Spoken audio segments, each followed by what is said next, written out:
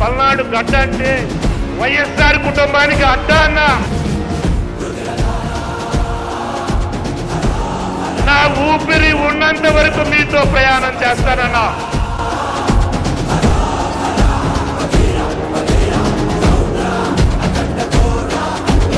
ఇలాంటి పనికిమాల నాయకులు అనవసరమైన దుష్ప్రచారం చేసి ఈరోజు ఎల్లో మీడియాలతో ఎన్ని ప్రచారాలు చేసిన ప్రజల గుండెల్లో మీరున్నారన్నా.